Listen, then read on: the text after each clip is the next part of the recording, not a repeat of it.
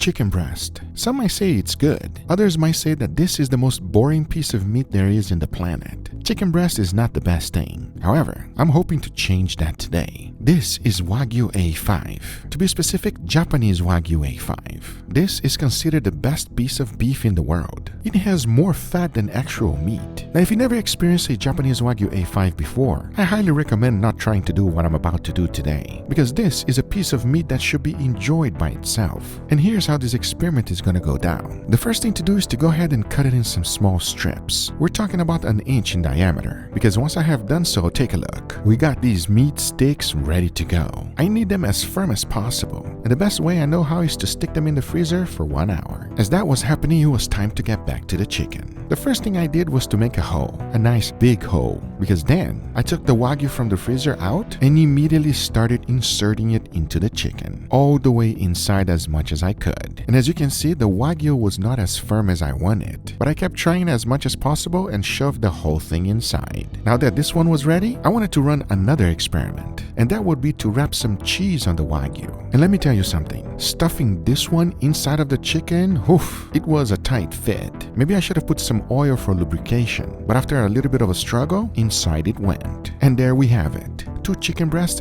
filled up with Wagyu. I will also be cooking one that is a control. That means it has nothing inside. But hopefully the Wagyu chickens are gonna be the best. The only thing left to do now is to get them seasoned. For that, I decided to use my barbecue rub. One of the wonderful things about this rub is that it gives an incredible flavor to almost anything you put it on. But now going back to the chicken, I made sure to season both sides and the edges. As you can see, once I was done, my chicken were ready. I really have high hopes for this, especially the one that was wrapped in cheese. But now, the only thing left to do is to go ahead and cook it. For that, I throw them in a bag, vacuum seal them, and they were now ready for sous vide. I chose to cook them at 149 degrees Fahrenheit for 2 hours. This will cook them to perfection, because as the chicken were cooking, it allowed me time to go ahead and make an awesome side dish. And this one is gonna have beef on it. To be specific, this Wagyu picanha trimmings. This is the wonderful thing about saving your trimmings. You can put them to wonderful use. As far as vegetables, I chose these today: onion, bell peppers, and mushrooms. The next important ingredient is some type of bread. I had these bao buns available in my freezer, so we're gonna put them to good use. And here's how I decided to cook this side dish. Outside, I went on my griddle smoker. Yeah, it's a griddle and a smoker at the same time. I got it nice and hot. Threw in a little bit of oil and immediately threw in the onions. Sauteed that for a little bit, then I added the red bell peppers, mixed everything well, followed by the mushrooms. To season it, I kept it real simple. A little bit of salt and freshly ground black pepper. Once it was fully cooked, I set it aside and immediately went in with the Wagyu picanha. First thing to do is to get it seasoned. For that, I did salt and freshly ground black pepper and threw in the vegetables right in between. Then I closed the lid and let it get a nice smoky flavor. After about a few minutes, I opened it up and things were looking real good. So I started chopping everything up. Then I added all of my bao buns and closed the lid. After about 5 minutes, I opened it up and my meat is looking really delicious. But then I had a thought. What if we add some American cheese in here? I know a lot of you are gonna go nuts, but they go so well with burgers. So I was hoping that it was gonna be the same for these bao buns. As now, the only thing left to do was to go ahead and scoop it up, add them to the bao bun, because take a look. This might be a really good combination or a terrible one, but I'm excited to find out how they're gonna taste. To finish them up, I added a little bit of green onions, sesame seeds, and that's today's side dish. Hopefully, it's gonna be just as good as our chicken. At least, that's my hope. Talking about that, by this time they were fully cooked. So I went ahead, opened up the bag, took them out, and they were looking sorry. But we're gonna take them to a whole nother level. And for that, we're gonna be doing something that is called flash frying. First, I did a 3-step breading.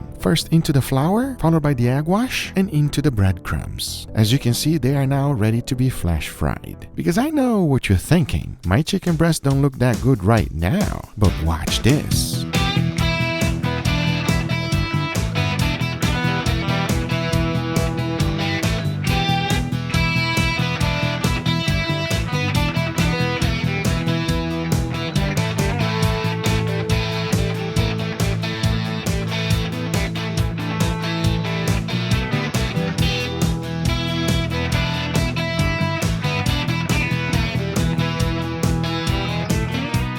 All right, everybody, and here we got our beautiful chicken today, gentlemen. Gugai, I see you've been liking chicken a lot. I don't know if you're trying to be on a diet or what's happening here. What I'm trying to do is make chicken taste good, and that's exactly what this experiment is all about. Is that why you were over there violating the chicken earlier?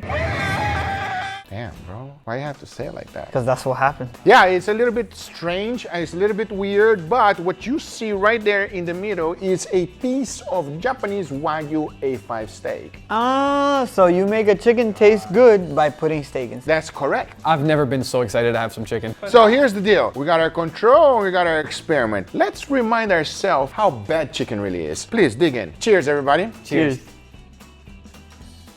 Damn. You know what though? Chicken is usually dry as hell, but sous vide helps. Yeah, sous vide makes a perfect chicken, everybody. If you want to get the perfect moist chicken, this is the only way to do it. What do you think, Leo? A wonderfully juicy chicken breast, and I love the crust on the outside. It's not too greasy, perfectly crunchy, not soggy at all. It is a beautiful crunch that you get on top of that nice tender chicken. This is amazing. Yeah, tastes very good, tastes delicious. And before you guys try this one, because I have a feeling that you're either really gonna like me today or punch me in the face, let's go ahead and try the side dish. Dig in. I got hella cheese on mine. I've never been more excited for a side dish. Well, enough talking. Let's give it a try. Cheers, everybody. Cheers.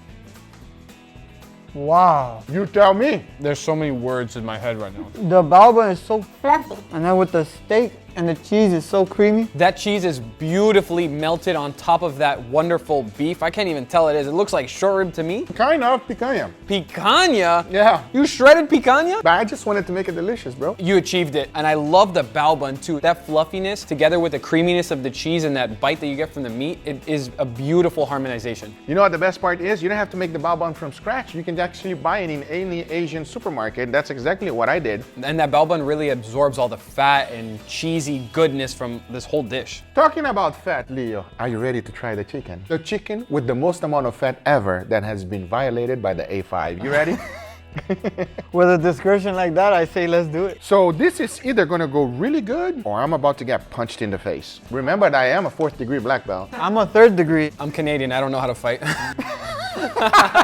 This is Leo fighting, everybody. Enough talking, let's give it a try. Cheers, everybody. Cheers. First of all, that's weird, but in a good way. I have mixed feelings about this. I think it's the fact that the steak has no crust. I don't hate it. I'm not a fan. Not a fan. Come on, bro. It's A5. I don't know if it's the cheese or the fact that the steak is like well done, but it has no crust. And also, it's like the ratio of chicken to steak is like, So you're trying to say I should be putting even more? yeah, hell yeah, I want like 50-50. This is like you get a lot of chicken and a little bit of beef. This is actually a good news because it didn't turn out as good as we expected it to be, and you don't have to try it at home, everybody. That means they don't have to violate the chicken like you. I'll violate it myself. What are you guys talking about? Don't worry, watch the video, Leo. Let's just say I walked in at the worst possible moment. With that being said, I don't think there's even a reason for us to try the next one, but we're not gonna let anything else go to waste, and we're gonna put some nice, wonderful sauce over here and some more of that American cheese, and we're gonna eat everything on the bao bun, everybody. That's what we're gonna do because that sounds delicious. I think with a bao bun, it'll save it. 100%. But those are the results, guys. Let me know in the comments down below what else you would like us to try with chicken breast. If we can make chicken breast even better than it already is, it will be fantastic because this one is pretty good even though it's chicken breast. Hope you guys enjoyed this video. If you did, hit that thumbs up. If you're not a subscriber, be sure to subscribe. Remember, everything I use is always in the description down below. Thank you so much for watching, and we'll see you guys on the next one. Take care, everybody. Bye-bye.